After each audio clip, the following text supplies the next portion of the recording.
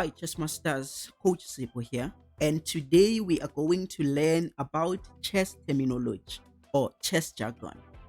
I'm sure you've heard some strong chess players or chess commentators using words or terms you don't understand when they are analyzing a game.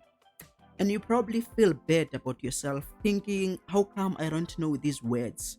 Does this mean that I'm not intelligent enough? And blah, blah, blah, blah, blah. Well, not knowing some words, it does not necessarily say anything about your intelligence because each and every field has its own jargon or has its own terms that can only be understood by people who are closely connected to that particular field. For example, if we go to accounting, you will hear accountants or students or accounting students talking about liabilities, assets, return on investment, and so on. And then when we go to science, you might hear doctors or science students talking about photosynthesis, biology, or you will hear them talking about apoptosis.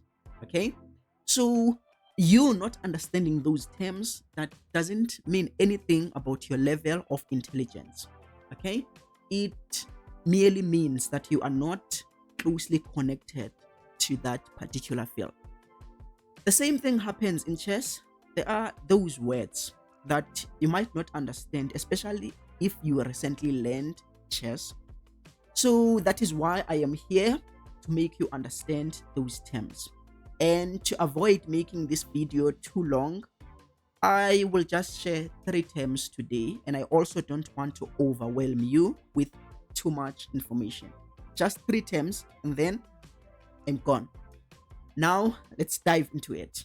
Term number 1, we call it a Zugzwang. Zugzwang is a situation in chess where everything is perfectly placed, but then if you touch anything, everything collapses. So everything is fine to an extent that you don't want to make a move. Okay? And this is counterintuitive because when we play chess, we normally want to make a move because we have so many plans. So it would be our pleasure to be given so many moves so that we can accomplish all our plans, all our strategies. Okay? But when we talk about Zugzwang, even if your opponent can tell you to make a move, you would say, no, I will pass. Please make a move. I don't want to touch anything. That is Zugzwang. For example, in this position, everything is fine for black. Black is not losing if everything remains like this because white is attacking this bishop 2 times. And black is also defending that bishop 2 times. But the problem is that it is black's turn. And we can see that in this position, the black pawn cannot move, the black king cannot move, and the bishop cannot move because it is pinned. If it moves, it would expose the king. So it cannot move. It is not allowed to expose the king. The only piece that can move, it is the queen. And unfortunately for black, wherever the queen goes on the next move, it doesn't matter where that queen goes, on the next move, white will capture the bishop and it will be a checkmate. That is what we mean when we say Zugzwang. It is your turn, but you don't want to make a move. Okay, now in this position, just to make you understand this term well enough, in this position, it is what we call a mutual Zugzwang. When we talk about a mutual Zugzwang, we mean both sides are in Zugzwang. Meaning, if it is white doesn't want to make a move and black doesn't want to make a move. For example, in this position, if it is black's turn, black would lose this game because black, of course, will try to prevent the pawn from queening. But then white will push the pawn. And then black's only move is to go that direction. because of course black cannot go there. There is a pawn. Black cannot come here. There is a king. Two kings cannot touch.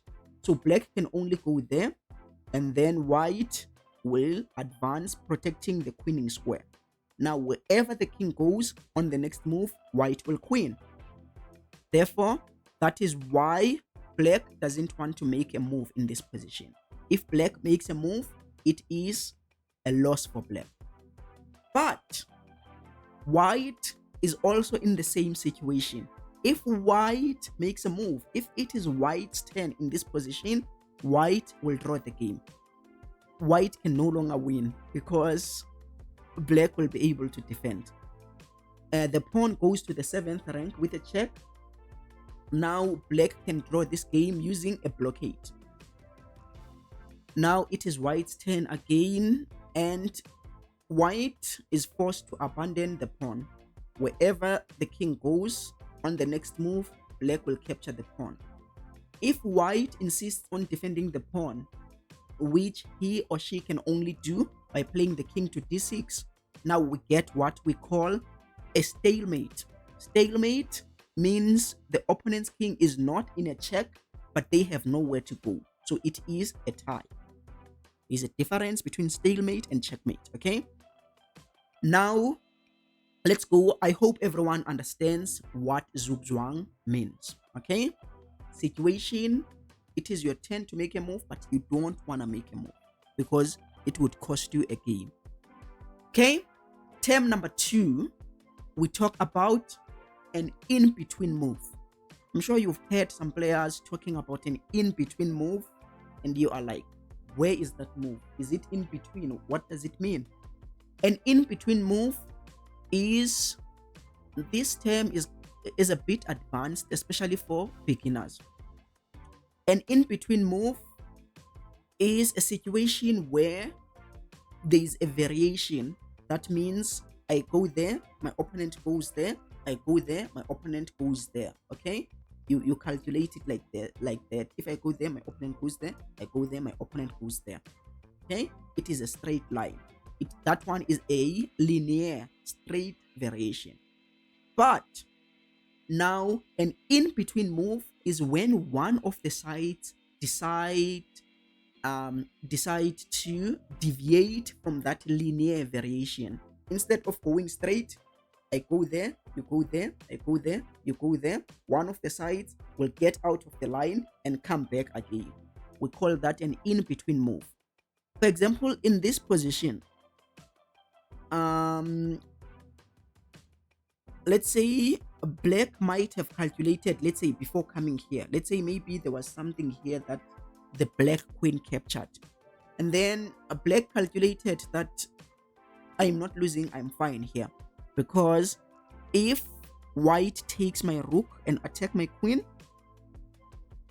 I will take the queen, and if they take my queen, then I will take the rook, and everything is equal. Everything is fine, okay? White remains with a rook and black remains with a rook, and 6 pawns per side, okay? But let's demonstrate what is an in-between move now. What I just showed you was a linear variation. I go there, my opponent goes there, I go there, my opponent goes there. Everything is fine. But that was a linear variation. But with an in-between move, after taking the rook and black takes the queen, remember, according to black's calculations, linear, straight calculations, they thought that white was going to take, and then they were going to take, and everything is equal. But here, an in-between move comes into play. Yes, white will take the queen, but not now. White will start with an in-between move, exchanging rooks first with a check. So the queen cannot run away because it's a check. Once the king takes, now white takes the queen. That's an in-between move. That is why most players, especially beginners, sometimes miscalculate when they are calculating variations. They always look at linear variation. I go there, my opponent goes there. I go there, my opponent goes there. Not knowing that the opponent can always deviate at some point, choose a different variation or a different route. Okay? That's an in-between move. Now, when those strong chess players and commentators talk about an in-between move, you will know what they are talking about. So let's go to the last terminology. Or, by the way, if you are still enjoying this, please show your appreciation for the channel or for this content by smashing that subscribe button and hit the notification bell so that will notify you whenever we upload a video. The third and the last terminology for today's tutorial is what we call passant, okay? Or as people who are good in French or those who can speak in French, they call it en passant, okay? I don't really know how to pronounce that one. I probably butchered it, but I will explain what en passant mean or en passant, whatever. I don't know how to pronounce it, but en passant means capturing a pawn even though it has passed. Most players know that if as black I play pawn to b6, white will be able to take that pawn. That one is not shocking. Everyone knows that one. However, what most chess players don't know is that even after moving this pawn 2 squares, escaping the capture, move it 2 squares, white can still capture that pawn as if it moved only 1 square, and that move is called en passant. And if you want more explanation regarding this move en passant, which most players don't know, I recommend that you watch the video above. I really explained everything there. So thanks for watching this week's video. Until next week, peace.